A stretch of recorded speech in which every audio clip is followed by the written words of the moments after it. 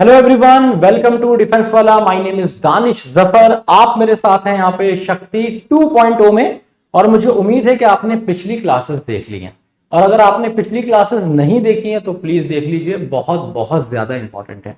दूसरी बात, अगर आपने पिछली क्लासेस नहीं देखी हैं तो आज की क्लास में थोड़ी सी प्रॉब्लम होने वाली है, क्योंकि आज की क्लास ना एक नए सेक्शन पे है। हमारे पास एक नया सेक्शन होता है रीडिंग, जिसमें रीडिंग कॉम्प्रिहेंशन आता है आपका और सेंटेंस रीअरेंजमेंट आता है। पर पिछले कुछ सालों से एक पैटर्न देखा गया है कि लगातार रीडिंग कॉम्प्रिहेंशन नहीं पूछा जा रहा है ना। और PQRS जिसे आप कहते हैं, सेंटेंस रीअरेंजमेंट जिसे आप कहते हैं, या पैरा जंबल जिसे आप कहते हैं, ये लगातार पूछा जा रहा है। ठीक है, तो इसलिए पहले क्लास और ज्यादा इंपॉर्टेंट क्लास मुझे लगती है सेंटेंस रीअरेंजमेंट की। अब सवाल यह है, ये होता क्या है और आते कितने हैं। तो देखो मेरे भाई, ये जो सेंटेंस रीअरेंजमेंट है, इसके आपके पास मिलेंगे भर भर के क्वेश्चन एग्जाम।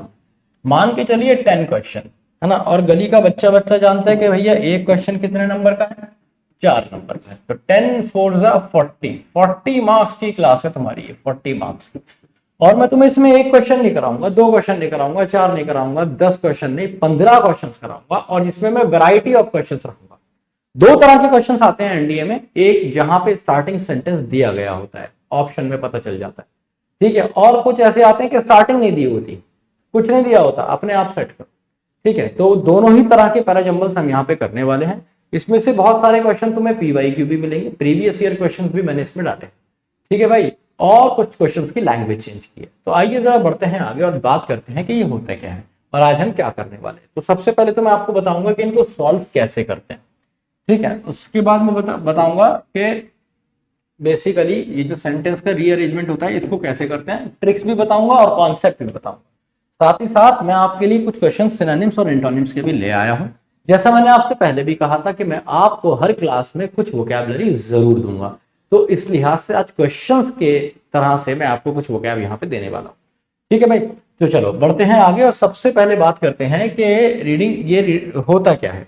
देखो आपको ना बहुत सारे क्वेश्चंस मिलेंगे इसके, और ये होता क्या है कि एक पैराग्राफ ले लिया और उस पैराग्राफ को जम्बिल्ड कर दिया। जम्बिल्ड का मतलब है कि पहला सेंटेंस कहीं और लिख दिया, तीसरे नंबर पे लिख दिया मान लो, और दूसरा सेंटेंस पहले नंबर पे लिख दिया, तीसरा सेंटेंस लास्ट में लिख दिया, लास्ट वाला सेंटेंस कहीं और लगा दिया। अब आपको बताना है ऑप्शंस में देख के, अपने हिसाब से नहीं बताना है।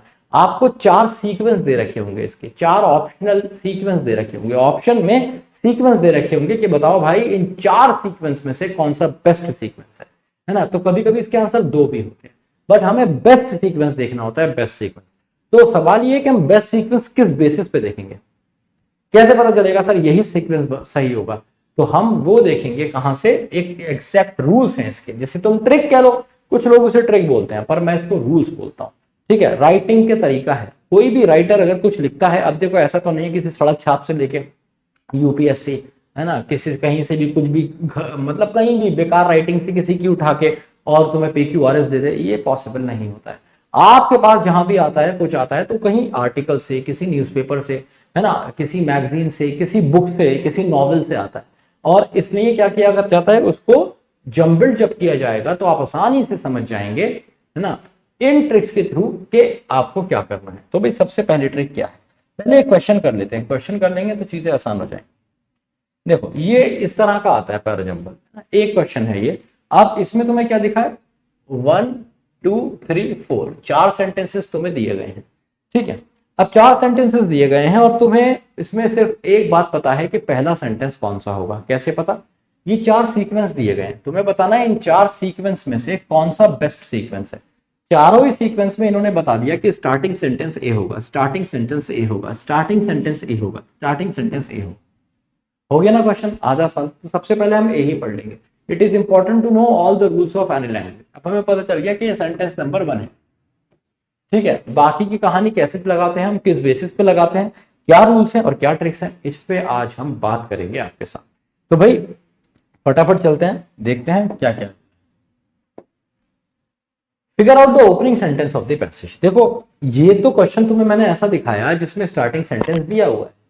कभी कभी तुम्हें क्वेश्चन ऐसा मिलेगा जिसमें स्टार्टिंग सेंटेंस नहीं दिया हुआ, कहने का मतलब है ऑप्शन कुछ ऐसे भी हो सकते हैं, BADC नहीं पता है ना, या फिर मतलब ये पहला ऑप्शन है, दूसरा ऑप्शन है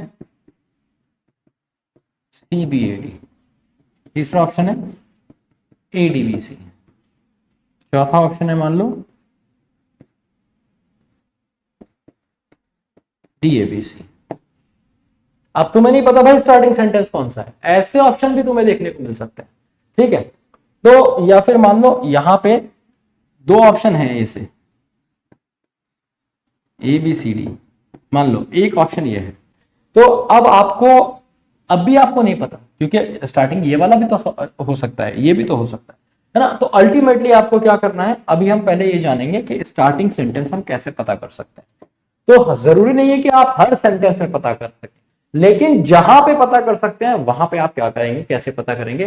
figure out the opening sentence of the passage, वो क्या हो सकता है, ईडियम, फ्रेज या सेइंग। अगर कोई भी ईडियम, फ्रेज या सेइंग दे रखी है, मुहावरा है, लोकोक्ति है, कोई जनरल सेंटेंस है, जैसे मैं कहूं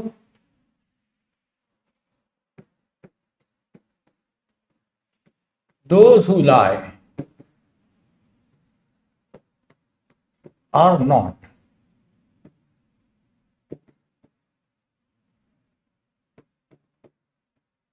ट्रस्टेड, जो झूठ बोलते हैं उन पे विश्वास नहीं किया जाता। अब ये क्या है, ये जनरल स्टेटमेंट है, अक्सर लोग ऐसा कहते हैं, ये एक कहने वाली बात है, सेइंग है ना। तो कोई भी ईडियम दे रखा है स्टार्टिंग, वो क्या फ्रेज दे रखा है, तो ये या तो स्टार्टिंग में आएगा या लास्ट में आएगा। मैं ये नहीं कह रहा कि स्टार्टिंग में ही आएगा, पर या तो स्टार्टिंग में आएगा या लास्ट में आएगा। अब तुम कहोगे सर ये मुझे कैसे पता चलेगा, भैया जैसे मान लो ये ऑप्शन दे रखे हैं,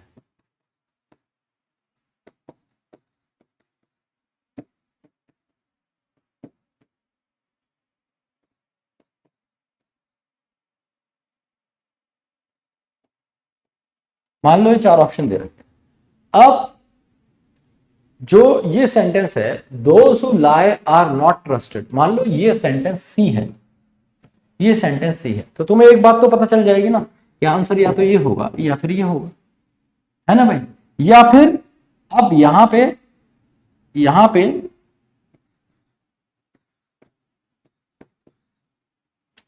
मान लो चौथा ऑप्शन ये वाला था। अब यहां पे तुम्हें एक बात पता चल गई, या तो ऑप्शन ये होगा या ये होगा या फिर ये होगा, क्योंकि या तो शुरू में आएगा या लास्ट में आएगा, ठीक है। अब मैं ये भी बता दूंगा कि कैसे पता चलेगा शुरू में आएगा या लास्ट में आएगा। अब पर इसको तो तुम एलिमिनेट कर सकते हो ना। तो अगर जिसमें ऑप्शन इस तरीके से है, ये पूरा खेल ऑप्शंस का है, जो ऑप्शन से खेलना सीख गया ना, अंग्रेजी कमजोर है तब भी क्वेश्चन गलत नहीं होगा, समझे मेरी बात। तो ऑप्शन से भी सीखो और मीनिंग भी समझो। तो मैं क्या बता रहा था, हाँ मैं आपको बता रहा था, आप जान ले गया है तो ऑप्शन ये होगा या ये होगा, या फिर आंसर ये वाला होगा, ठीक है, क्योंकि इसमें लास्ट में दे रखा है अगर ईडियम, फ्रेज या सेइंग। दूसरी चीज, जो थीम ऑफ द सेंटेंस होती है, ये हमेशा स्टार्ट में आती है, ये कभी एंड में नहीं आएगी, ये स्टार्टिंग में आएगी। अब तुम कहोगे सर थीम क्या होती है, सेंट्रल पॉइंट, मुद्दे की बात। जैसे मान लो किसी आदमी के बारे में बात हो रही है, विराट कोहली के बारे में बात हो रही है ना, या फिर मान लो कि बात हो रही है सुष्मिता सेन के बारे में बात हो रही है, ठीक है, या फिर मान लो किसी के बारे में भी बात हो रही है, मान लो फिजिक्स वाला के बारे में बात हो रही है ना। तो ये क्या हो जाएगा, थीम हो जाएगी। थीम क्या हो गया, फिजिक्स वाला हो गया, तो ये क्या हो गया, थीम हो गया, मुद्दे की बात, सेंट्रल आइडिया होता है। पता होगा यार, बचपन से पढ़ते आ रहे होंगे, 8th 9th 10th 11th 12th में सबको पता होगा। तो थीम से भी आप पता कर सकते हैं कि स्टार्टिंग सेंटेंस क्या है, और उस बेसिस पे आप ऑप्शन काट सकते हैं, वो वाला जो आंसर नहीं होगा, है ना। हमें ये नहीं देखना है कि आंसर कौन सा है, हमें देखना है आंसर कौन सा नहीं है, जो बचेगा वो अपने आप आंसर होगा, है ना। अभी बताएंगे एलिमिनेशन के बारे में गहराई से। दूसरी चीज आप क्या कर सकते हैं, relate noun and pronoun, indefinite and definite articles, conjunctions, tenses and find mandatory pairs। अब पहले समझते हैं ये mandatory pairs क्या होता है। यार mandatory pairs का मतलब होता है जोड़ा, ठीक है, और जोड़ा कितने बेसिस पे बन सकता है, और जोड़े से हमें क्या फायदा है, ये हम क्वेश्चन में ही देखते हैं। जैसे मैंने देखा, it is important to know all the rules of any language, it takes both time and patience, advertisements that claim to teach a language in 60 days are all lies. अब देखो ये अब वाली बात क्या कह रहा है, ये कह रहा है वो एडवर्टाइजमेंट जो ये क्लेम करते हैं कि 60 days में आप अंग्रेजी सीख जाएंगे, वो क्या है, वो सारे झूठ है, ठीक है। तो भैया एक तो आप लिख लेंगे सी। अब आप सी के साथ कौन सा चिपका सकते हैं, इससे एक बात पता चलती है आपको सीधी सी, कि ये दोनों साथ में आएंगे, है ना, learning a language is a life long job. 60 दिन का काम नहीं है तो फिर कितने दिन का काम है, लाइफ लॉन्ग जॉब है। समझ गए मेरी बात? तो तुम्हें ये पता चल गया कि भाई सी और डी साथ में आएंगे। तुम क्या करोगे, यहां पे देखोगे सी डी कहां पर है। तुमने जब नजर दौड़ाई तो तुम्हें सी डी सिर्फ यहां पर दिखी। अब मैं ये नहीं कह रहा एकदम से आंसर लगा, तुम्हें एक मैंडेटरी पेयर मिल गया जो तुम्हें क्या दिख रहा है, मैंडेटरी पेयर दिख रहा है, इसे कहते हैं मैंडेटरी पेयर। ठीक है, या फिर अब तुम्हें पता है कि कह रहा है it is important to know all the rules of any language. अब तुम्हें ये बात भी पता चल गई कि ये क्या है, ये जनरल सेइंग है, ये कथन है, ये थीम है। मुद्दे की बात तो यही है, इसी को तो थीम कहते हैं। सेंट्रल आइडिया ये है कि भाई इसीलिए शुरू में आया कि it is impossible to know that all the rules of any language, है ना, इम्पॉसिबल है कि आप रूल नहीं जान सकते किसी भी भाषा के सारे। तो ये क्या हो गया, इसी पे तो उसने आज बात की है। क्या बात की है आगे, बी क्या कहता है एक बार चेक करते हैं। It takes both time and patience. इसमें दोनों चीजें लगती हैं, इसमें समय भी लगता है और इसमें धैर्य भी लगता है। तो ए और बी भी साथ में आ गया, एक मैंडेटरी पेयर ए बी हो गया।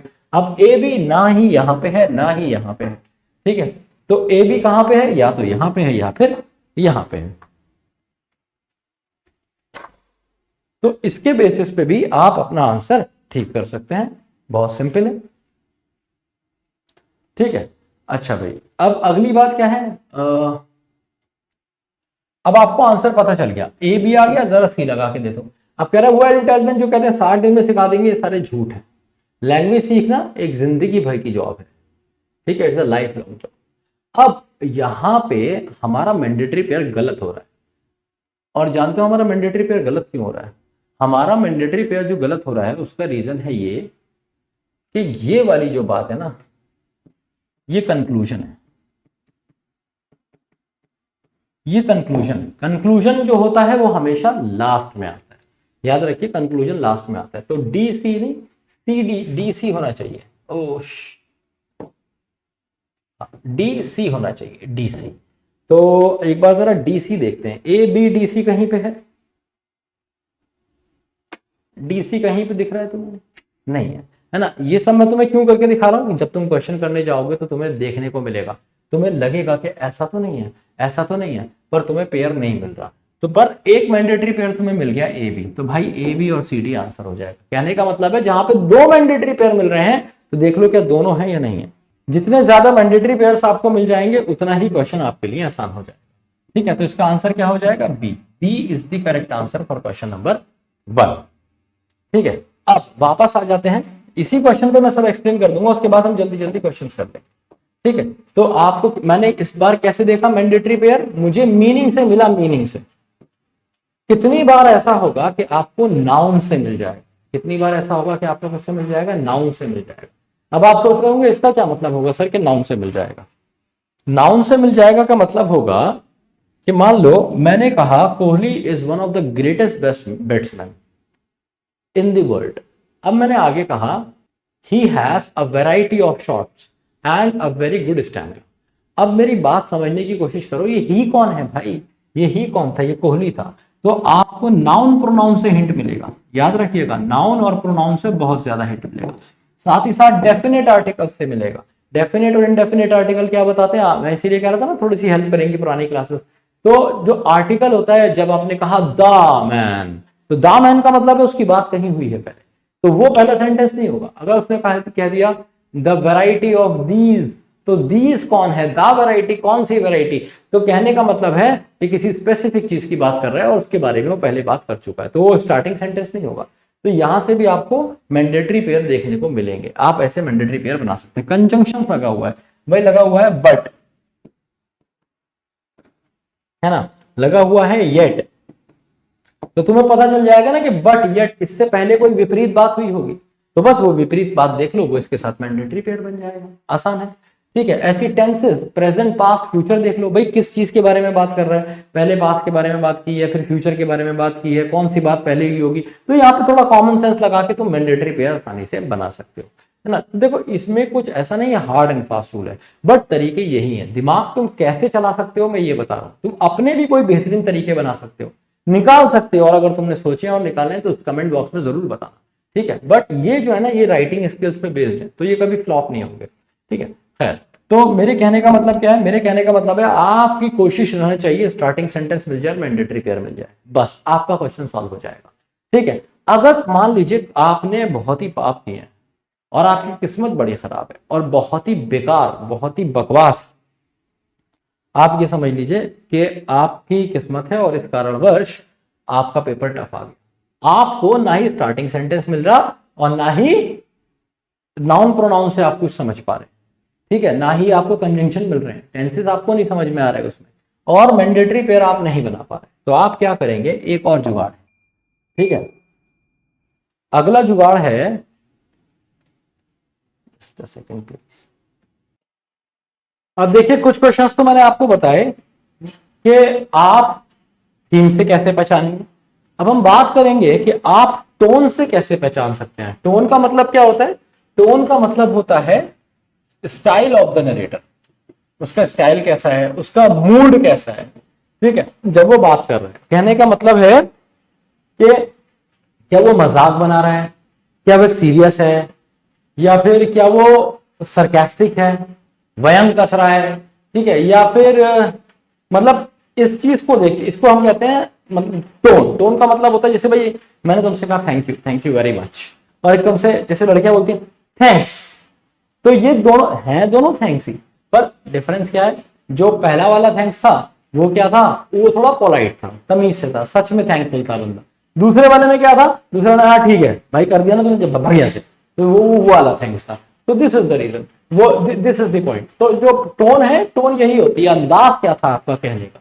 ठीक है, अच्छा जनरल टू स्पेसिफिक का क्या मतलब है, जनरल टू स्पेसिफिक का मतलब है कि जब आप जनरल से कोई स्पेसिफिक बात करते हैं, जैसे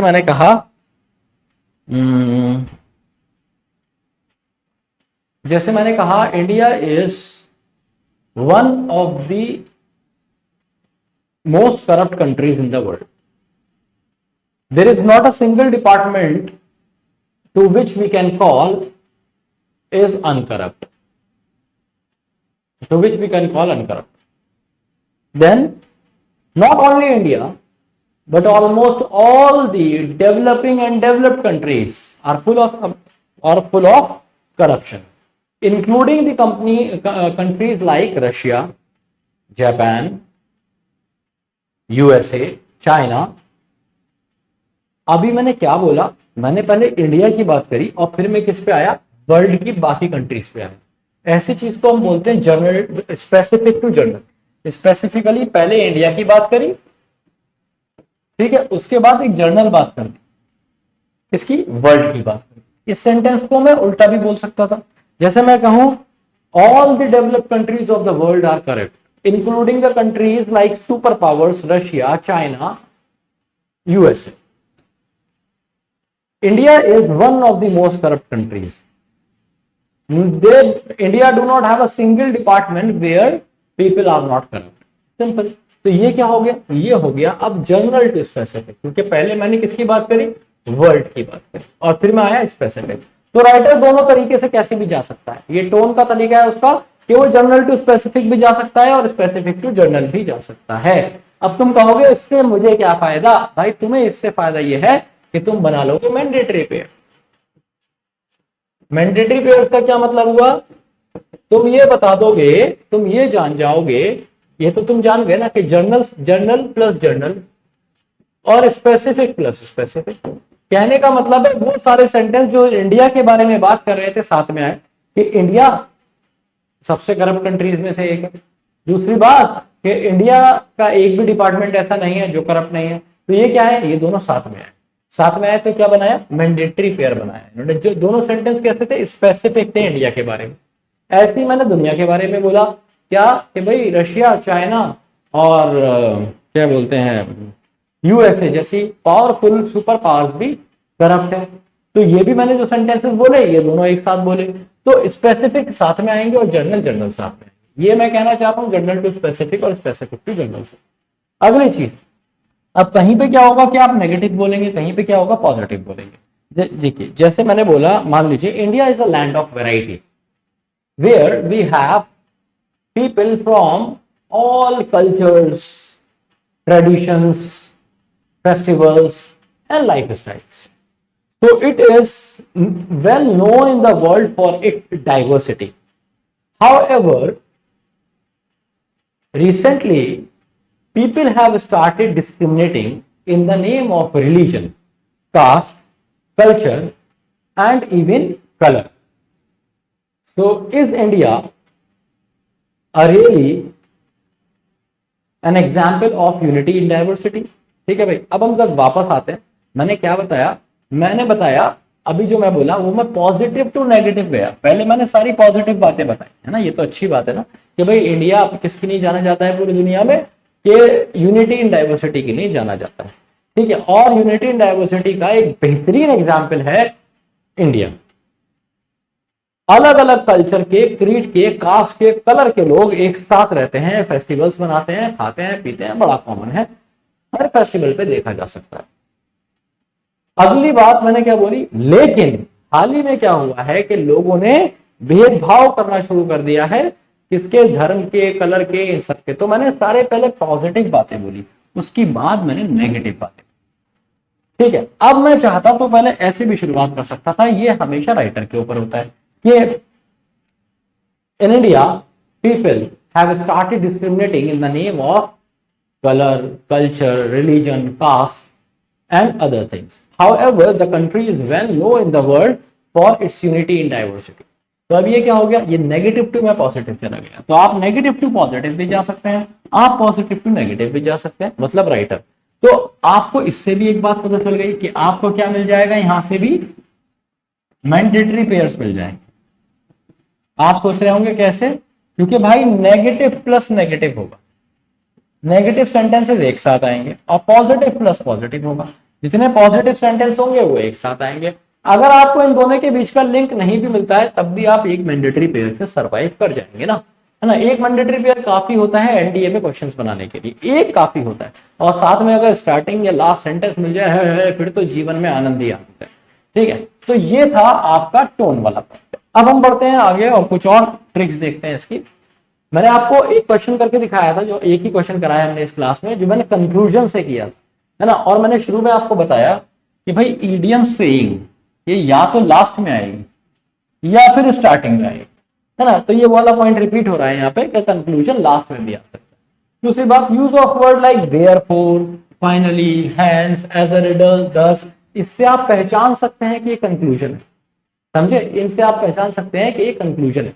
दूसरी बात, ऊपर जो मुद्दे की बात हो रही है उसको अगर उसने कंक्लूड किया है, जैसे मान लो मैंने लास्ट में एक सवाल छोड़ा था, जब मैंने एक ऐसी एग्जाम्पल आपको बनाकर दिखाया था अभी, क्या is India really an example of unity in diversity?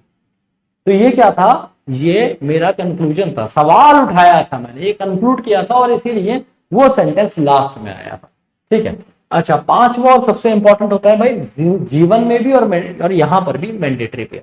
अब तुम सोच रहे हो सर मैंडेटरी एलिमिनेशन, एलिमिनेशन का क्या मतलब है?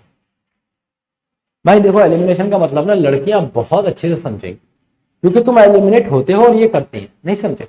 देखो लड़कियां जो होती है ना बहुत डिमांडिंग होती हैं, बहुत ज्यादा डिमांड, मतलब demanding not in the sense कि वो डिमांड करती है, मेरे कहने का मतलब है बहुत डिमांडेड होती है, डिमांडिंग नहीं, बहुत डिमांडेड होती है, करेक्ट पाइसन, है ना। डिमांडेड होती है। डिमांडेड का मतलब है कि वो जब कोचिंग में होती है ना, मैं देख रहा होता हूँ, जब मैं लाइव पढ़ा रहा हूँ किसी बैच में, तो मैं क्या देखता हूँ, कुछ आएंगे, hi Kanika, where do you live, where are you from Kanishk, है ना, ऐसा कुछ भी, मतलब तो बस कोई लड़की हाय बोल दे ना। अगर कोई लड़की बोल देगी ना गुड आफ्टरनून, तो 5 का आएगा गुड आफ्टरनून, गुड आफ्टरनून, मेरी भी गुड आफ्टरनून, तुम सब पूरे मोहल्ले की गुड आफ्टरनून तुम दे देते हो, है ना। तो तुम इनको क्या करते हो, डिमांडेड बना देते हो, डिमांडेड। तो ये डिमांडेड होती है, कोचिंग में भी इनकी बड़ी डिमांड होती है, कोचिंग में भी बहुत सारे होते हैं, कोई ना कोई, स्कूल में भी एक आध कोई होता है, कॉलेज में तो तुम्हें पता ही है भाई, है ना, रौला होता है, और पड़ोसी भी कोई ना कोई एक आध रहता है जो नजर रखता है।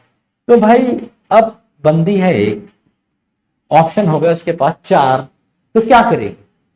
अरे क्या करेगी, एलिमिनेशन, बस वही तुम्हें करना है। तो ये एलिमिनेशन कैसे करेगी, ये नहीं सोचेगी मुझे ये चाहिए, ये सोचेगी भाई मुझे कौन सा नहीं चाहिए। जैसे उसने कहा ये तो एकदम रेसिस्ट आदमी है, काला गोरा करता है, एक तो वैसे खाता है कचौड़ी, दिखता है मोटा, ठीक है, भग जा। तो ये गया, एक ऑप्शन इसने एलिमिनेट कर दिया। अब ये ऑप्शन इसको बड़ा अच्छा लग रहा था, पर जब इसने इस ऑप्शन को जाना तो पता चला ये बड़ा डोमिनेटिंग है, ये तो मोबाइल ही चेक कर रहा था लड़की का। तो लड़की ने कहा तू भी जा।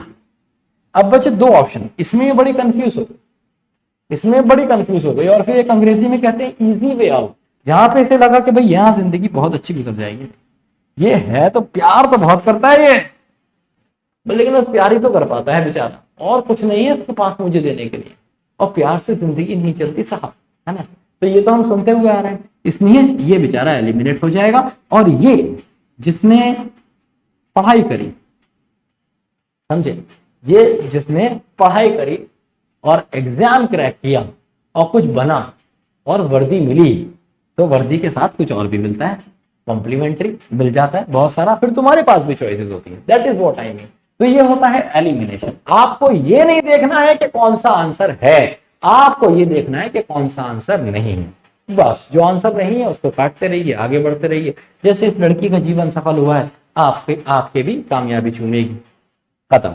अगला, और अब हम सीधे करेंगे भाई क्वेश्चंस। ये वाला क्वेश्चन मैंने आपको बता दिया था, B is the correct answer for this one, है ना। अगला क्वेश्चन आपके सामने, जल्दी से क्वेश्चन देखेंगे, ठीक है, और मैं 10 सेकंड के बाद इसे एक्सप्लेन कर दूंगा। 10 सेकंड बस इसलिए कि आप वीडियो को पॉज कर दें। कितना आसान क्वेश्चन हो गया ये, नाउन प्रोनाउन से क्वेश्चन बन गया भाई। इसने यहाँ पे कहा माई ब्रदर और यहाँ पे कहा ही, तो यहाँ पे तो नाउन आ गया ना, ब्रदर आ गया, तो कहीं ना कहीं ये वाला पहले आएगा। और सब जगह दे भी रखा है ए, इसमें सारे में स्टार्टिंग सेंटेंस है।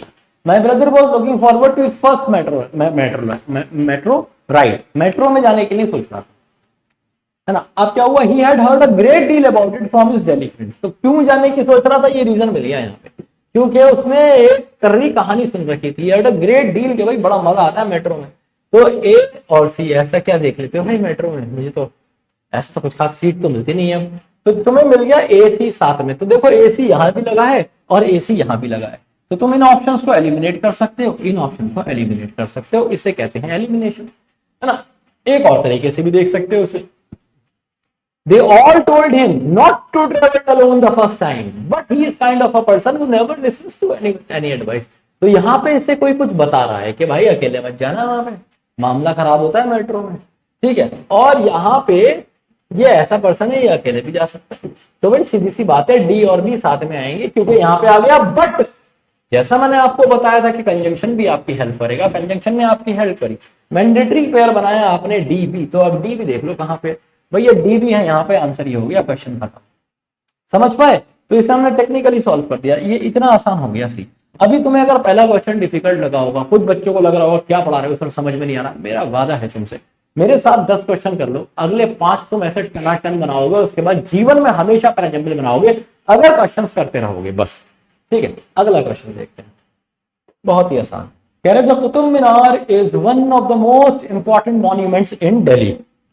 चलो भाई अच्छी बात है, वॉज इट, अब इट किसके लिए आएगा, कुतुब मीनार के लिए, तो ये पहला सेंटेंस होगा नहीं, सब जगह दे रखा है, पहला सेंटेंस है ए, कि जो कुतुब मीनार है सबसे इंपॉर्टेंट मॉन्यूमेंट्स में से एक है दिल्ली के, तो ए हो गया स्टार्टिंग सेंटेंस। इसके बाद it towers over C, was it just build by king to please him.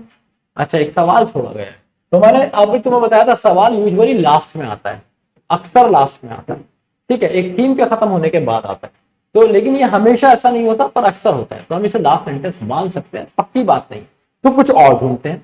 But मिल गया, अरे भाई साहब बट मिल गया, ये इंपॉर्टेंट है, बट मिल गया, बट क्यों मिल गया, अब बट मतलब बताएगा विपरीत बात। बट क्या कह रहा है, if you look at it Heights one wonders why was it build, अगर तुम इसकी हाइट देखोगे तो हैरान होगा आदमी कि इसे बनाया क्यों गया।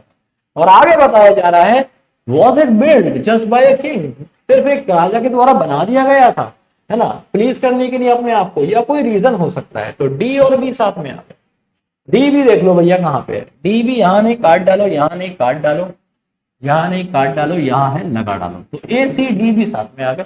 एक बार फिर से क्वेश्चन को देख लेते हैं, इस सीक्वेंस के हिसाब से पढ़ लेते हैं। कुतुब मीनार इंपॉर्टेंट है, अच्छी बात है। इसके बाद it towers over the city like a sentinel, sentinel का मतलब जानते हो किला, एक ऐसा किला जहां से तुम दूर दूर तक का देख सकते हो। तो कह रहा है मेहरौली शहर में कुतुब मीनार है, दिल्ली के मेहरौली शहर में, तो it towers over the city, तो जब तुम सिटी के मतलब एक टार की तरह है ना, it towers over the city, city के ओवर एक टार की तरह है, सिटी के ऊपर, क्योंकि मेहरौली दिल्ली का सबसे ऊंचा एरिया है, तुम्हें पता है वहां छोटे छोटे पहाड़ भी हैं, मतलब पहाड़ के रेंज है, वहां से अरावली रेंज शुरू होती है ना। इधर से जाओगे दिल्ली और ये क्या बोलते हैं, महरौली हुआ, और फिर ये ओखला, ओखला से भी शुरू हो जाते हैं जो पहाड़ वगैरह। जामिया की साइड जाओगे छोटे छोटे टीले टाइप के हैं, टीले, तो दैट इज उसी को बोल रहा है, इसीलिए उसे बोला है ओवर द सिटी, ऊंची जगह पे है। It towers over the city like a sentinel, एक फोर्ट की तरह, किले की तरह जो हिफाजत करता है। सेनेटल का मतलब होता है वो वाले किले बनाए जाते थे जहां से निगरानी होती थी और दूर दूर तक का दिखता था। गेम ऑफ थ्रोन्स, वाइकिंग्स ऐसी सीरीज में बहुत दिखाए हैं, ठीक है। तो ये उसी की बात कर रहा है। तो ए और सी बिल्कुल साथ में आ रहे हैं। अब उसके बाद वो बता रहा है लेकिन अगर इसकी हाइट को देखेगा तो आदमी सोचेगा भाई बनाया क्यों था, ठीक है, खुद को ये कर, मतलब खुद को खुश करने के लिए या कोई और रीजन था। तो बिल्कुल सही जा रहा है, इसलिए आंसर बी हो गया, आसान हो गया। अगला क्वेश्चन देखिए, फिर से 10 सेकंड का time.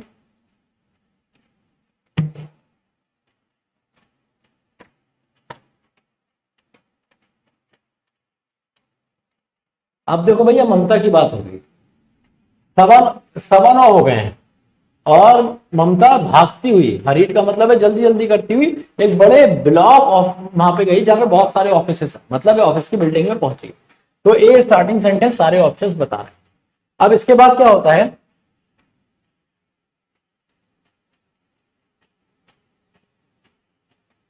So she was a few minutes late on the first day of her job. अच्छा, भागती हुई आ रही है, क्यों आ रही है, क्योंकि यहां पे बताया सो शी वॉज लेट, ठीक है। अच्छा, अब इसमें एक चीज और देखिए, अभी समझ में नहीं आ रहा कि क्या लगा है। रिजॉल्व का मतलब होता है कि उसने प्रणय किया, उसने उसने ठाना, है ना, to leave home early from the next day, कि अगले दिन से मैं जल्दी आऊंगी। तो पहले इस दिन का तो पूरा कांड हो जाए। तो इस दिन में क्या हुआ है, वो लेट हो गई है ऑन द फर्स्ट डे, इसलिए ये नहीं आएगा, पहले ये आएगा, ठीक है। So he she was a few minutes late on the first day of her job, the bus had crawled through the dense traffic. अब देखो यहां से सीधे बस में तो नहीं आ जाओगे, है ना, एड तो नहीं आ सकता साथ में, पहले ऑफिस के अंदर दिखा रहे हो, ऑफिस की बिल्डिंग में दिखा रहे हो, फिर बस में दिखा रहे हो, तो ये तो हो नहीं सकता, ठीक है। दूसरी चीज, ए के साथ बी भी नहीं आ सकता, क्योंकि पहले पूरे दिन की बात बताओगे, उसके बाद बताओगे भाई कि नेक्स्ट डे के लिए उसने क्या सोचा। तो ए बी नहीं आ सकता, ए बी नहीं आ सकता। अच्छा, अब आंसर यही होगा, ए सी डी बी। एक बार देखते हैं, ऑफिस पहुंची, इसके बाद आ गया सी, तो she was a few minutes late on the first day, पहले दिन वो थोड़ा सा लेट हो गई थी। तो the bus had crawled through the dense traffic, क्यों लेट हो गई थी, रीजन बताया, इसलिए लेट हो गई थी क्योंकि बस जो थी डेंस ट्रैफिक में से आई, और लास्ट में इसलिए she resolve to leave home, अब उसने डिसाइड किया कि अगले दिन से वो टाइम पे आए। तो ये सही जा रहा है, इसलिए ए इज द करेक्ट आंसर। उम्मीद है क्वेश्चन समझ आ गया होगा। अगला क्वेश्चन देखिए। हाँ, ये वाला क्वेश्चन बहुत आसान है, आप 10 सेकंड में से बना सकते हैं। कह रहा है अ 3 year old boy disappeared from home when found he was, तो देखो ए से ए स्टार्टिंग हो गया, 3 साल का बच्चा खो गया। अब कैसे खोया पहले ये बताओगे। तो किसी ने गेट खुला छोड़ दिया था और वो बाहर खो गया, वेंडर्ड आउट, बाहर निकल गया, तो ए सी साथ में आ गया, आसान हो गया, ए सी, ये गया ये गया, इन दोनों में से एक आंसर होगा। अब he cross the road and went into the park, cross कर दिया उसने रोड और पार्क में पहुंच गया। When found, जब मिला, he was sleeping on the bench, bench कहां होती है, पार्क में, तो ये दोनों मैंडेटरी पेयर हो गए, डी और बी। पहले बता रहा है कि बाहर निकल गया, बाहर निकल के रोड क्रॉस करी, रोड क्रॉस करके पार्क में पहुंच गया और वहां बेंच पे लेट के सो गया। भाई वाह, मस्त बच्चा था, डी बी। तो डी बी कहां है, ये रहा डी बी, यही आंसर होगा, है ना, यहाँ पे डिब्बी नहीं है, हटा दीजिए, B is the correct answer. Next question, अब मजा आने लगा होगा भाई क्वेश्चन से। Just as I was about to sleep, इसमें भी पहला सेंटेंस यही है। I heard a low humming sound, humming sound का मतलब क्या था, ऐसे वाली बात, humming sound. As they landed their lights off, they कौन है, किसकी लाइट ऑफ, तो ए के बाद बी नहीं आ सकता, काट डालो।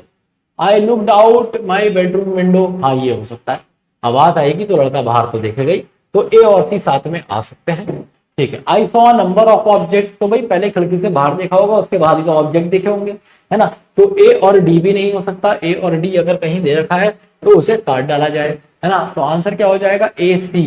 तो ये कहानी खत्म हो गई है, यही आंसर होगा। अब इसको जरा वेरीफाई कर लेते हैं। तो कह रहा है मैंने बाहर देखा बेडरूम की विंडो से, तो मुझे बहुत सारे कमिंग आसमान से ऑब्जेक्ट्स आते हुए दिखे एंड दे लैंडेड, और जैसे ही वो गिरते थे जमीन पे तो उनकी बत्ती गुम हो जाती थी। सही तो है, बी लास्ट में आ गया, A is the correct answer. Clear हो गया क्वेश्चन। नेक्स्ट क्वेश्चन, अभी मैं वो वाले करा रहा हूं जिसमें स्टार्टिंग सेंटेंस गिवन है, ठीक है, ऑप्शन में गिवन होता है।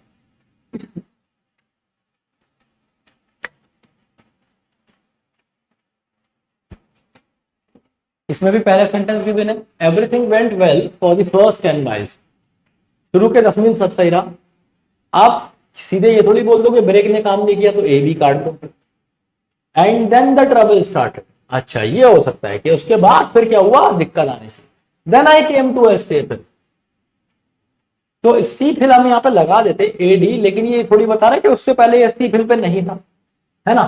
तो ये बस ये बता रहा है एवरीथिंग वेंट वेल, हम बिल्कुल सही जा रहे थे 10 माइल, उसके बाद प्रॉब्लम आई and then the trouble started. तो ए सी साथ में आ सकते हैं, इसे जोड़ के रखेंगे, कुछ एलिमिनेट नहीं कर रहे इस बेस पे।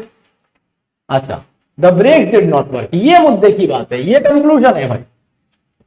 इससे समझ में आया हुआ क्या था, स्टीप हिल से समझ में नहीं आया, ट्रबल क्या थी समझ में नहीं आया, ये मुद्दे की बात है। सबसे लास्ट में इसने ये वाली बात कही, तो बी लास्ट में आएगा, ये आंसर हो जाएगा। और अगर इसको वेरीफाई करते हैं और मैंडेटरी पेयर चेक करते हैं, ए सी तो नहीं आ रहा, ए के साथ B, everything went for the first 10 miles, कह रहा है सब कुछ सही चला शुरू के 10 मील, उसके बाद क्या हुआ D, then I came to a steep. अभी कह रहा है फिर मैं एक स्टीप हिल पे आ गया, ऐसे हिल पे आ गया जो कि नीचे की तरफ जा रहा था, ऐसा हिल, स्टीप हिल पे आ गया, ए डी, और उसके बाद C, and then the trouble started, उसके बाद मुश्किल शुरू हुई, उसके बाद मुश्किल शुरू हुई, C the brake did not work, brake ने काम नहीं किया। तो भैया बी आंसर होगा, ए सी मैंडेटरी पेयर नहीं था, इसलिए हमने सिर्फ कि हमने उसके बेसिस पे एलिमिनेट नहीं किया था, ए भी हमें नहीं लगा था, हमने काट दिया था। ठीक है, तो ये होता है सेफ साइड चलना। आप ऐसे भी कर सकते हैं अगर क्वेश्चन में समझ नहीं आ रहा, कंफ्यूज हो रहा। अगला क्वेश्चन देखिए,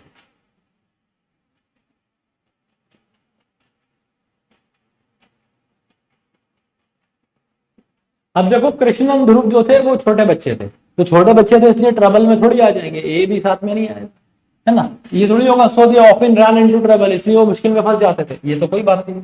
दे were neighbours and went to the same school, हाँ ये बात बिल्कुल सही है, ये बात बिल्कुल सही है, क्योंकि ये क्या हो जाएगा, ए सी साथ में आएगा, और ये पक्का मैंडेटरी पेयर है, क्योंकि अगली बात स्कूल की ही करी जाएगी। On their way to school, उनके स्कूल के रास्ते में। तो पहले ये तो बताओ किन का स्कूल, तो इन दोनों का स्कूल, कृष्णा ध्रुव दोस्त पड़ोसी और एक स्कूल में पढ़ने वाले दोस्त, तो ए सी साथ में आ गया। ए सी जहां लगाए उसको रोक लो, बाकी काट दो। आगे ऑन देयर वे, तो सी के बाद तो डी ही आना है, साफ साफ दिख रहा है, तो ये गलत हो गया, ये आंसर हो गया A C D. They did all the things that naughty boys do, तो वो हमेशा क्या करते थे, सारे वो कांड करते थे जो शैतान बच्चे करते हैं, और इसलिए वो मुसीबत में फंस जाते थे। बिल्कुल सही जा रहा है, D is the correct answer. ठीक है भाई, क्वेश्चन नंबर 10 के बाद सारे 15 क्वेश्चंस हैं इसमें PQRS के। आपको मुझे बताना है कि आपके आउट ऑफ 15 कितने सही हुए, कमेंट बॉक्स में जरूर बताइएगा। हाँ, the other day I asked you the best way to travel from Chennai to Bangalore। अब देखो इसमें भी पहला सेंटेंस दिया, अदर डे का मतलब है उस दिन मैंने तुमसे पूछा था ना सबसे बढ़िया तरीका क्या है बेंगलोर जाने का, चेन्नई से। ठीक है भाई, you advise me to take the double decker train, तो ये हो सकता है कि तुमने मुझे एडवाइस किया था डबल डेकर ट्रेन लेने। Now let me tell you what happened, I took your advice. तो पहले तो एडवाइस ली होगी ना, है ना, मैंने तुमसे पूछा था कि चेन्नई से बेंगलोर कैसे जाओ, तो तुमने मुझे एडवाइस दी, you advise me to take the double decker train, तो ए और बी साथ में आ गए, आंसर ये होगा या ये होगा, ये दोनों एलिमिनेट होंगे।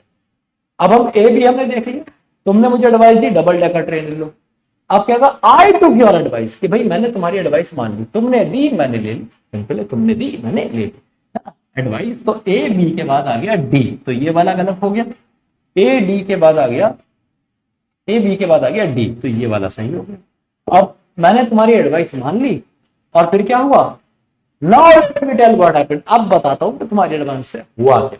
यही सीधी सी बात है, A is the correct answer. Question खत्म हो गया, आसान आसान लग रहे होंगे अभी आप। क्वेश्चन नंबर 10 आ गया और अब कहानी बदल गई है, अब स्टार्टिंग सेंटेंस आप ऐसे नहीं पता कर सकते, तो अब आपको थोड़ा सा दिमाग लगाना पड़ेगा और स्टार्टिंग सेंटेंस भी ढूंढना पड़ेगा। ये क्वेश्चन थोड़े से डिफिकल्ट है, बड़े भी हैं, दम लगा दीजिए, इसलिए पहले थोड़े से आसान वाले करा दिए, हाथ साफ हो जाए, पहले हल्के हल्के चलवा देते हैं, अब दौड़ाइए गाड़ी। लेट्स सी ये कौन सही कर पाता है। देखो कह रहा है it was called the take ownership. अबे ये क्या बात है, इट वॉज कॉल्ड, कौन, इट कौन, ये तो नहीं पता हमें, तो ए से स्टार्टिंग नहीं हो सकती, मैंने एलिमिनेट कर दिया।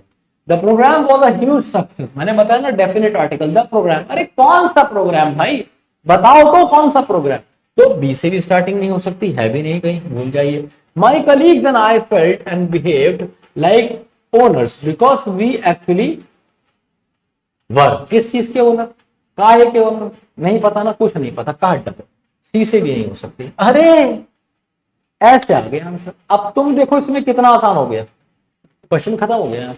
मैंने पूरा पढ़ा नहीं है, ये सेंटेंस अभी भी बाकी है और तुम चेक कर लो, आंसर यही होगा मात्र एलिमिनेशन से। इसीलिए तो मैंने बताया कि लड़कियों का फॉर्मूला बिल्कुल सही है एलिमिनेशन का, वो एलिमिनेट करती हैं, आखिर में जो बचता है वही सच्चा हीरा होता है। इसलिए इनकी जिंदगी तो फिर भी मस्त गुजर ही जाती है, समझ रहे हो। इसलिए भाई प्यार के चक्कर में नहीं पढ़ना, पढ़ाई के चक्कर में पढ़ना। पढ़ाई के चक्कर में पढ़ोगे ना तो इतना प्यार मिलेगा ना, इतना प्यार मिलेगा कि तुमसे संभलेगा नहीं। लेकिन तुम्हें प्यार के चक्कर में पढ़ना नहीं है, पढ़ना किसके चक्कर में, पढ़ाई के चक्कर में। चल अब आते हैं क्वेश्चन पे वापस। तो क्या कह रहा है, I once work for a large bank, एक बार मैंने एक बहुत ही बड़े बैंक के लिए काम किया था। They gave stock options to all of its employ, तो सबको वो स्टॉक का ऑप्शन देता था, इतना तगड़ा बैंक था, सबको स्टॉक का ऑप्शन देता था। ठीक है, अब बी के बाद क्या ए लग रहा है, ए कहता है इट वाज कॉल्ड, और ये उसको कहते हैं क्या, टेक ओनरशिप प्रोग्राम, है ना, ओनरशिप प्रोग्राम ले लो, शेयर ले लो हमारे, है ना, एंड इट वर्क, और इसने काम किया। कैसे काम किया, ए डी के बाद C, my colleagues and I felt, मैं और मेरे कलीगों को लगा कि हमारी ही कंपनी है, बिकॉज वी एक्चुअली वर, क्योंकि वो हमारी थी, एक्चुअली हम ओनर थे, हमें शेयर दे रखे थे। और फिर आ गया भी, the programme was a huge success, और ये प्रोग्राम हुआ तगड़ा सक्सेस। कौन सा, ये वाला टेक ओनरशिप। इसके बाद फौरन ये नहीं बताओगे, ये बताओगे सक्सेस क्यों हुआ, कैसे वर्क किया, फिर बताओगे in reviving the corporate culture of bank and in reviving the bank stock price. Answer is B. Next question, फिर से 10 सेकेंड से बड़ा है थोड़ा सा क्वेश्चन, फिर वही गलती, भैया दिस मूव से क्या मतलब है, कौन सा मूव, तो ए से स्टार्टिंग नहीं हो सकती, कहीं है भी नहीं ऑप्शन में। अच्छा भाई, बी कह रहा है banks have already agreed to keep branches, banks have already agreed to keep branches operational for customers for uniform working hours in one location and this will be another step towards, ठीक है, ठीक है, तो ये starting हो सकती है, अभी एक्सप्लेन करूंगा। कह रहा है bank already agreed to keep branches operation, तो ऑलरेडी अग्रीड किस चीज के लिए, किस चीज के लिए, की ब्रांचेस पर, ये ऑलरेडी क्यों आया, किस चीज की बात हुई, ये हमें नहीं पता चल रहा, तो हम बी को भी स्टार्टिंग नहीं माने। सी पे आते हैं, under EASE banks panel has recommended that every region adopt one of the 6 time slots। कि भाई अगर इस बैंकर्स पैनल के हिसाब से देखोगे तो वह कहता है कि हर बैंकर जो है वो क्या करेगा, one of the 6 hours times, कोई भी 3 स्लॉट दे दिए 6-6 घंटे के, किसी भी घंटे में काम कर लो, या तो 9 से 3 कर लो सुबह में, या फिर सुबह 10 से 4 कर लो, या फिर नहीं, हाँ सुबह 10 से 4 कर लो, या फिर शाम को 11 से 5 कर लो, जैसे तुम्हें अच्छा लगे। ठीक है, public sector banks across the country will soon have standard operating hours as per recent move. ओहो, अब रीसेंट मूव क्या है, एज पर आ रीसेंट मूव, ये है स्टार्टिंग सेंटेंस डी। उसका रीजन क्या है भाई, कि ये बता रहा है हुआ क्या है, यहां तो कुछ समझ में नहीं आ रहा कि बैंक की बात क्या हो रही है, यहां पे इसने बताया मुद्दे की बात, यह है थीम, इसीलिए ये स्टार्टिंग सेंटेंस कह रहा है जो पब्लिक सेक्टर बैंक है पूरी कंट्री में वो जल्द ही स्टैंडर्डाइज ऑपरेटिंग आवर्स बताते हैं कि भाई ऑपरेटिंग आवर्स को स्टैंडर्डाइज कर देंगे as per a recent move. एक नया मूव आया, एक नया रीसेंट मूव आया, अब वो मूव क्या है वो आगे बताया जाएगा, है ना भाई। तो डी ये इन दोनों में से एक आंसर होगा। ठीक है, अब आपको थीम पता चल गया, अब इस थीम को हम डिस्कस करेंगे। ठीक है, अंडर, अब देखो ये आ गया सी सही जा रहा है कि a banker panel has recommended, है ना, बैंकर पैनल ने रिकमेंड किया है कि भाई या तो ये शिफ्ट रख लो, ये रख लो, या फिर ये रख लो। डीसी अब आ रहा है B, banks have already agreed, banks इस पे मान भी गए। ठीक है, for uniform working hours in one location and this will be another step towards, ठीक है सही बात है। This move is part of the government's reform agenda for PSB. अब ये कहां जाएगा, है ना, ये कहां जाएगा, समझे मेरी बात, ये कहां जाएगा, अब तुम समझो ये क्या कहने की कोशिश कर रहे हैं। दिस मूव इज, अब कौन सा मूव, ये वाला, तो डी के साथ ए आना चाहिए, ठीक है, सी नहीं आना चाहिए। सी क्यों नहीं आना चाहिए, सी क्यों नहीं आना चाहिए, क्योंकि सी ई ए एस ई की बात कर रहा है, और ई ए एस ई क्या है वो यहां पे आपको बेहतर पता चलेगा, ठीक है, यहां पे आपको बेहतर पता चलेगा कि ई ए एस। हाँ, तो डी ए क्यों बताया मैंने आपको कि जो ई ए एस ई है ना, इसको एक्सप्लेन किया है ए में, दिस मूव। आप बिल्कुल शुरू से देख लीजिए, क्वेश्चन एकदम क्लियर हो जाएगा। पब्लिक सेक्टर बैंक जो है पूरी कंट्री में, वो जल्दी क्या करेंगे, स्टैंडर्डाइज ऑपरेटिंग सिस्टम लेके आएंगे, जो ऑपरेटिंग आवर्स हैं उन्हें स्टैंडर्ड बना देंगे एक रीसेंट मूव के तहत। अब वो रीसेंट मूव क्या है वो इसने यहाँ पे बताया डी के बाद ए में, this move is part of government reform agenda. ये किसके किसके तहत है, गवर्नमेंट के रिफॉर्म एजेंडे के तहत है, जो पीएसबी के लिए लाया गया है, under enhanced access service excellent programme. ये बताया, ये इसकी फुल फॉर्म यहाँ दी गई है ना, और इसका 2.0 वर्जन की भी बात की है। तो ये EASE क्या है, ये हमें यहाँ पे पता चला, तो DA पहले आएगा। फिर EASE के बारे में उसने बात करी कि भाई EASE क्या है, कि भाई ऐसे काम कर लो, ऐसे कर लो, या ऐसे कर लो, तो DAC साथ में आ गया। लास्ट में भी बैंक ने ऑलरेडी इस चीज को मान लिया है कि हाँ भैया ठीक है, ये तरीका बढ़िया है, तो आंसर हो गया डी, क्वेश्चन खत्म, है ना, लंबा था पर आसान था। अगला क्वेश्चन फिर से 10 सेकेंड है आपके पास। अब देखो भाई, द इंग्रेडिएंट, तो कौन सा इंग्रेडिएंट, दी इंग्रेडिएंट, वो इंग्रेडिएंट क्या, कौन सा, तो नहीं पता, तो ए से स्टार्टिंग नहीं होगी, कहीं है भी नहीं। When you have them right, them कौन, पहले तो बताओ ना क्या कौन है देम, तो नहीं पता, तो भाई बी को काट देंगे, बी नहीं होगा, बी स्टार्टिंग नहीं होगी। अच्छा, success in life is just like baking a cake, अब ये क्या है भैया, ये तो सेइंग है ना, मुहावरा, लोकोक्ति, इडियम। तो सक्सेस जो है जिंदगी में क्या है, वो एक केक बेक करने की तरह है, दैट रिक्वायर्स मैनी थिंग्स, इसमें बहुत सारी चीजें चाहिए होती हैं। तो क्या क्या चाहिए होती हैं, तो सी से स्टार्टिंग होगी, सी से। अब मैं बताता हूं ये क्वेश्चन मैंने कैसे करा। ये क्वेश्चन मैंने ऐसे करा कि जरा तुम एक सेंटेंस पढ़ो जहां पे बेक को क्या कर रहा है, जो सबसे लास्ट में करते हैं। मैं फंस गया क्योंकि मुझे नहीं पता था कि एग्जैक्टली कैसे बनता है। Firstly, unless you have the right ingredients and recipe it will not going to work. तो कह रहा है सबसे पहले तो तुम्हें क्या चाहिए, you have the right ingredient, ढंग से इंग्रेडिएंट चाहिए और रेसिपी चाहिए, ठीक है, नहीं तो ये काम नहीं करेगा। यहां पे कह रहा है the ingredient must therefore be of the finest quality, और इसलिए इंग्रेडिएंट फाइनेस्ट क्वालिटी का होना चाहिए, ठीक है। तो भाई देखो, डी और ए मैंडेटरी पेयर हुआ ना, इसने इंग्रेडिएंट को इंट्रोड्यूस कराया कि क्या बताया, unless you have the right ingredient, जब तक तुम्हारे पास बढ़िया इंग्रेडिएंट नहीं है और रेसिपी नहीं है तो ये काम नहीं करेगा। और इसलिए इंग्रेडिएंट जो होना चाहिए बेहतरीन क्वालिटी का होना चाहिए और सही प्रोपोर्शन में होना चाहिए। तो हमें पता चल गया डी और ए साथ में आएंगे। डी ए देख लो भैया कहां कहां है, सी वाले ऑप्शंस में डी ए यहां नहीं है, डी ए यहां है, यही आंसर हो जाएगा। तो पहले सी, फिर डी, फिर ए और लास्ट में B. So when you have them right, अब पता चल गया ना देम कौन है, इंग्रेडिएंट्स की बात हो रही है। जब तुम उन्हें ढंग से लगा दोगे और उसको प्रैक्टिस करते रहोगे तो तुम एक दिन बेक कर पाओगे सबसे बढ़िया केक्स, ठीक है। तो आंसर क्या हो जाएगा, बी।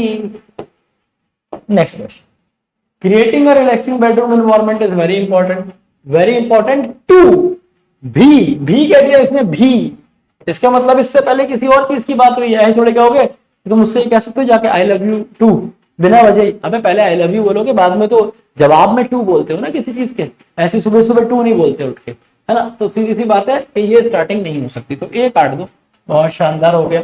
अब आ जाओ, it is possible to retrain your brain to have a sound sleep, कह रहा है कि तुम तैयार कर सकते हो अपने ब्रेन को साउंड स्लीप के लिए। तो भैया बी बिल्कुल सही बात है, और ये स्टार्टिंग सेंटेंस हो जाएगा। क्यों हो जाएगा, क्योंकि यही तो थीम है, इसी को तो मुद्दा है, यही तो सेइंग है, मुद्दे की बात तो यही है। तो बी से स्टार्टिंग हो गया, इन दोनों में से एक आंसर होगा, ये एलिमिनेट हो गया, ठीक है। अब मैंडेटरी पीरियड ढूंढ लेते हैं। This is possible if you make your room, make sure, अगर ये कैसे हो जाएगा, अगर तुम ये सुनिश्चित कर दो कि तुम्हारा रूम कैसा हो, डिस्टर्ब ना हो, शांत रहे और डार्क रहे। तो भैया देखो, एक तो आया सी,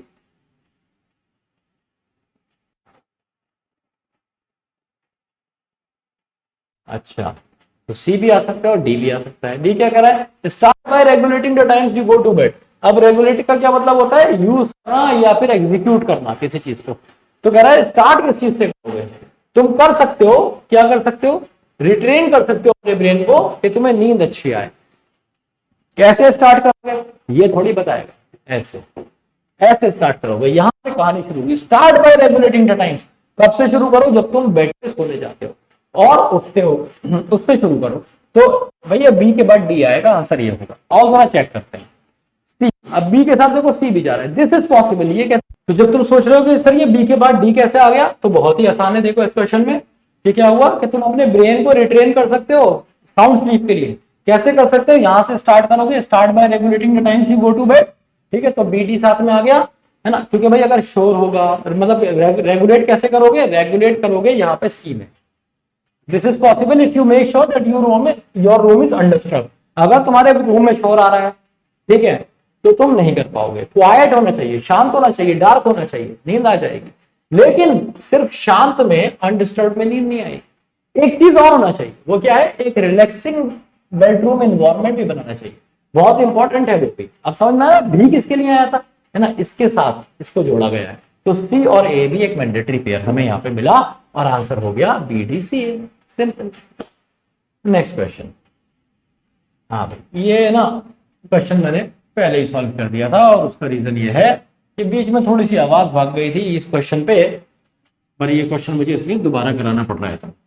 चल कोई बात नहीं, हम इसे कहां से शुरू करेंगे। यहां पे ये बता रहा है हमें कि ब्राउनी का मिक्सचर कैसे बनेगा, ये सब कैसे होगा, तो बड़ा आसान है। नेक्स्ट से तो स्टार्टिंग नहीं होगी, ए से भी स्टार्टिंग नहीं होगी। Spoon the brownie batter into the prepared pan and bake for 30 to 40 minutes. तो भैया बेक फॉर किस चीज को बेक, कुछ नहीं पता, तो ए से स्टार्टिंग नहीं हो सकती, है ना, ये हमने काट दिया। अब हम आगे बढ़ते हैं। नाउ बीट इन एग्स, बी से भी नहीं होगी, नेक्स्ट डी से भी नहीं होगी, तो सिर्फ सी है जो हमें स्टार्टिंग दे रहा है। To make chocolate brownie mix together, to make chocolate chips brownies mix together. क्या मिक्स करना है, मेल्टेड बटर। तो ये हो गई थीम, मुद्दे की बात, इसलिए सबसे पहले आ गई। आंसर या तो ये होगा या फिर ये होगा, ठीक है। उसमें ब्राउन शुगर डालो, एक लकड़ी के चम्मच से घुमा लो या फिर हाथ से मिक्स कर लो, है ना। आगे क्या करना पड़ेगा, नेक्स्ट इसके बाद अगला स्टेप क्या है। अब मैं इसमें कंफ्यूज हो गया कि भाई अगला स्टेप डी होगा या अगला स्टेप ए होगा। तो मुझे बड़ी आसानी से पता चल गया कि बेक तो लास्ट में ही किया जाएगा। Spoon the brownie batter into the prepared pan, pan के अंदर प्रिपेयर्ड जो बैटर बनाया है, जो घोल बनाया है, जो मिक्सचर बनाया है, तो ये लास्ट में तो डालोगे, बेक तो लास्ट में करोगे, कच्चा कुछ बेक नहीं कर सकते, ए लास्ट में आ जाएगा। मैं समझ गया आंसर ये होगा। अब जरा पढ़ लो इसे, सी लगाया तुमने कि भाई कैसे बनेगा, ऐसे बनेगा। आटा ले लो, नमक ले लो और उसे मिक्स करते रहो जब तक आटे में नमक बढ़िया से मिल ना जाए। And then add some chocolate chips, फिर उसमें थोड़े से चॉकलेट चिप्स डाल दो।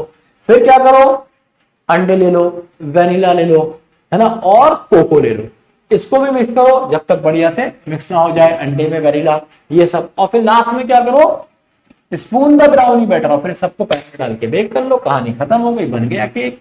करेक्ट आंसर वो ब्राउनी चोको चिप्स। ये लास्ट क्वेश्चन है और मुझे उम्मीद है ये आप गलत बिल्कुल भी नहीं करेंगे।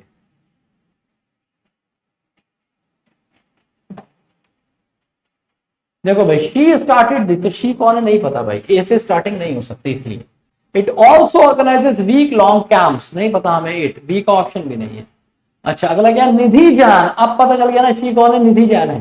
तो ये निधि जैन जो है has been an unschooling parent for over 2 decades। तो निधि जैन जो है वो एक कह रही है has been an unschooling parent, है ना। अनस्कूलिंग पेरेंट का क्या मतलब है कि मतलब जहां पे क्या होता है बेसिकली बिना स्कूल के पेरेंट होते हैं, है ना।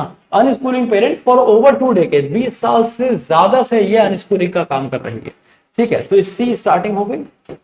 अच्छा अब सी के बाद मैं बी लगाऊं या ए लगाऊं, तो पहले बी पढ़ लेते हैं।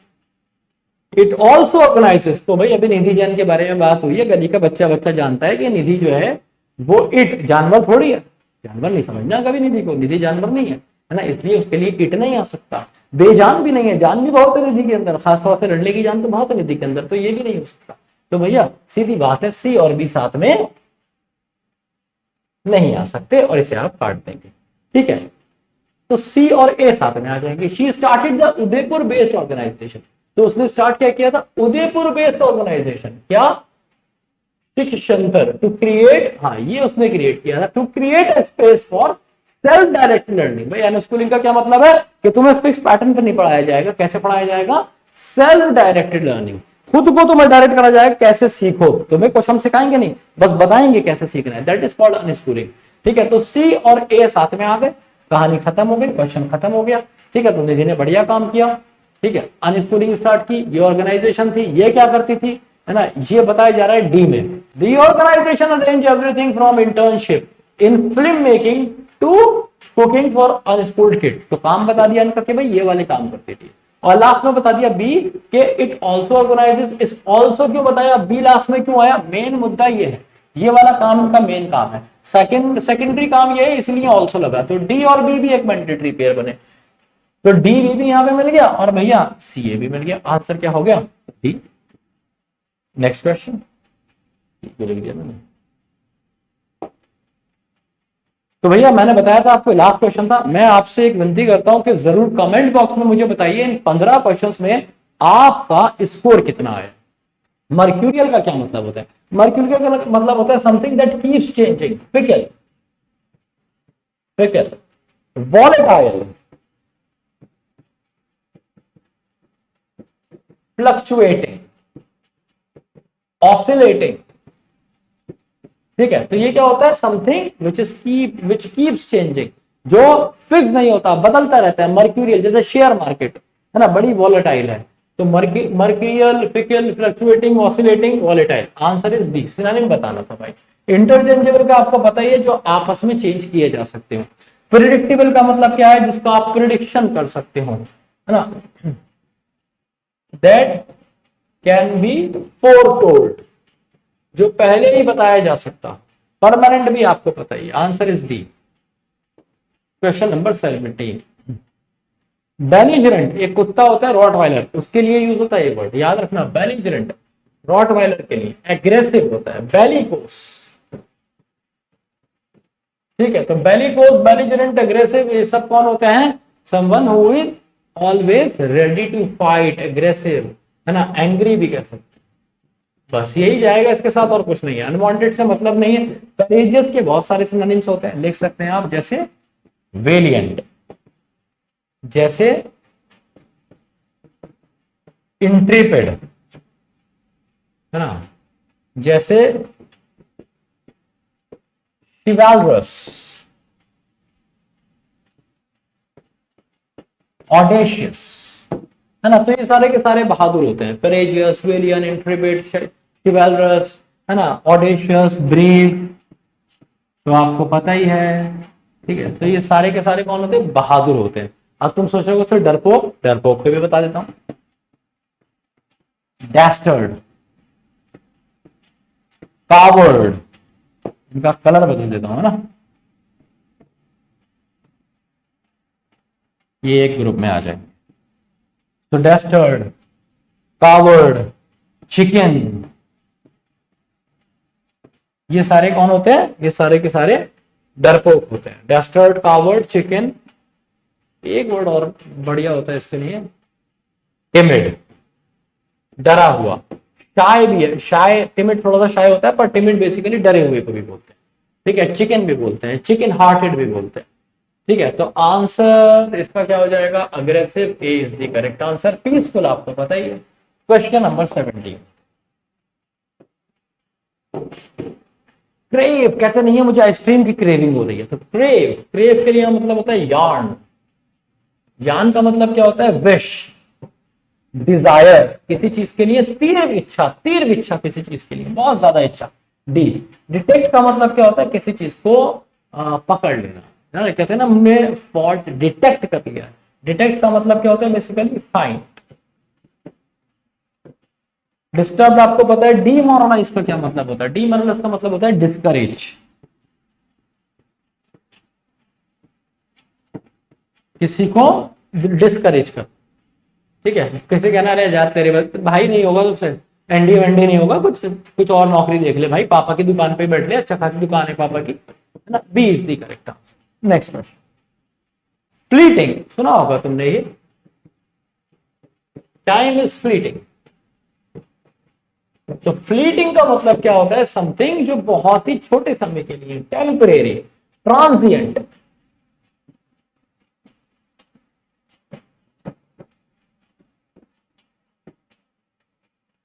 एफिमरल, ठीक है, तो यही आंसर होगा, ये इसके सिनोनिम हो गए, ट्रांजिएंट, टेम्परेरी, एफिमरल, क्षण भर के लिए जो होता है,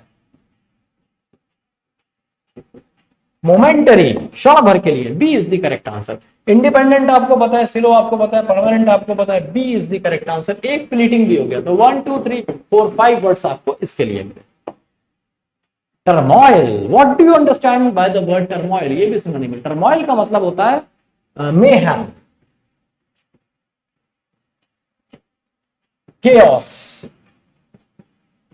कंफ्यूजन, कुछ ऐसा कि मेस, मेस भसड़ भसड़।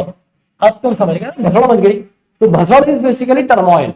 तो इसके लिए क्या हो जाएगा, upheaval is another word for this. तो 1 2 3 4 5 6 वर्ड आपको इसके लिए मिलते हैं, अपहीवियल। इल्यूजन का मतलब क्या होता है, भ्रम, डिसेप्शन,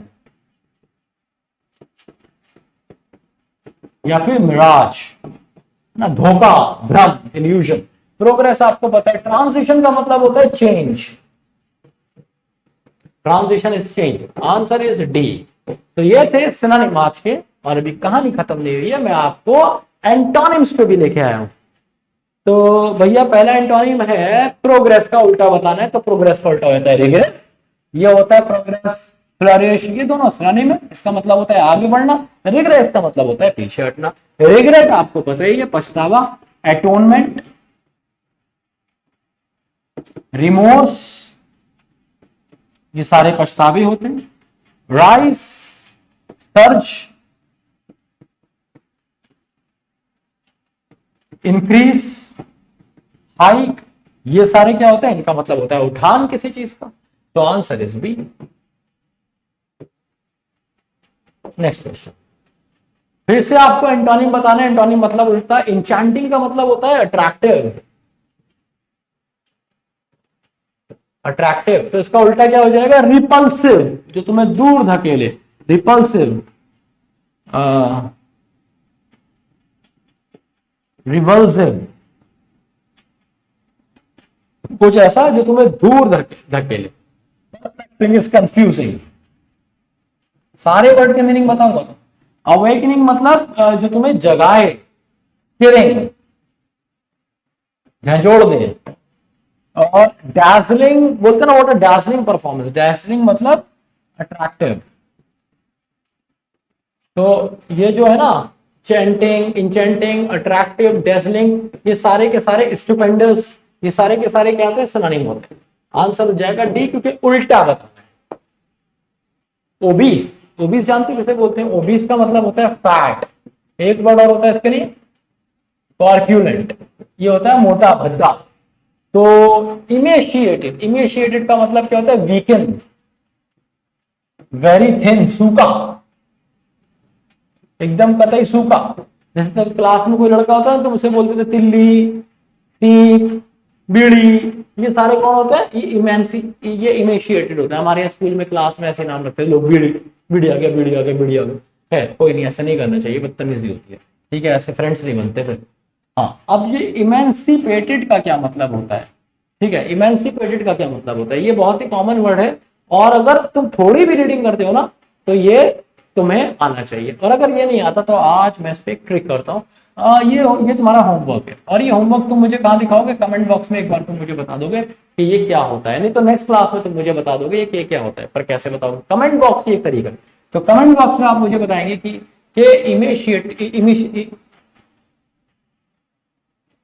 इमेंसिपेटेड क्या होता है, ठीक है। तो इमेंसिपेटेड क्या होता है, ये आपको नेक्स्ट क्लास में मुझे बताना है, दो सिनोनिम्स के साथ, ठीक है भाई। इवेसिव का मतलब होता है जो धोखा देने वाला ना, इवेड वर्ड से बना, इवेड इसका वर्ब है। तो इवेसिव मतलब एस्केपिंग,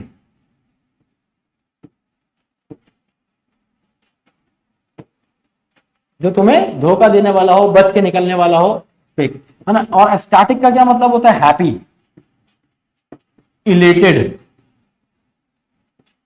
ग्लीफुल, ठीक है, डिलाइटेड, ये सारे के सारे हैप्पी होते हैं। ब्लिसफुल, ये सारे के सारे हैप्पी होते हैं। तो आंसर इज ए।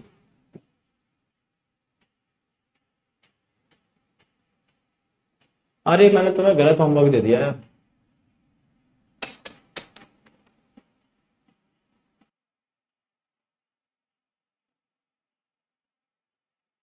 नहीं ठीक दिया यार। थोड़ा सा कंफ्यूजन हो गया था, कोई नहीं, सही दिया है मैंने, यही आपको होमवर्क है। कमेंट बॉक्स में आपको मुझे बताना। Next question, question number 24। Fascinating का क्या मतलब होता है? फैसिनेटिंग का मतलब होता है, मतलब अगेन अट्रैक्टिव, डेजनिंग, डेजनिंग, स्टुपेंडस। तो फैशनेबल इसका सिनोनिम हो जाएगा।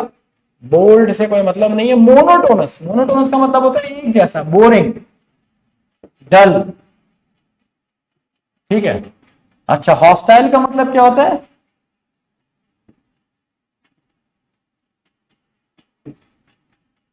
एनिमी लाइक जो होता है, हॉस्टाइल, है ना। हॉस्टिलिटी से वर्ड बना एनिमिटी, मतलब हॉस्टिलिटी और एनिमिटी क्या है? सिनोनिम्स है ये।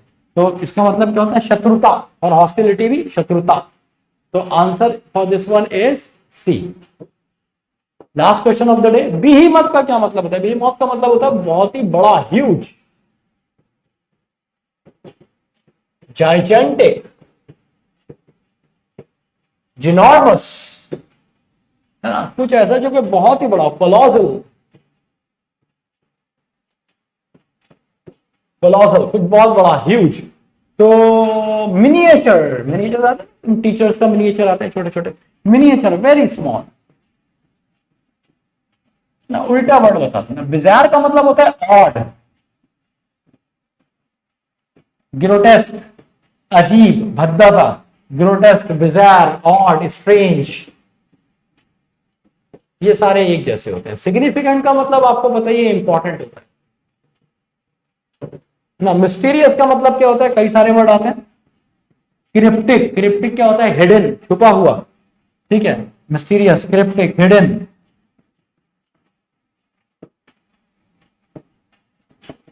एनिग्मेटिक, ठीक है।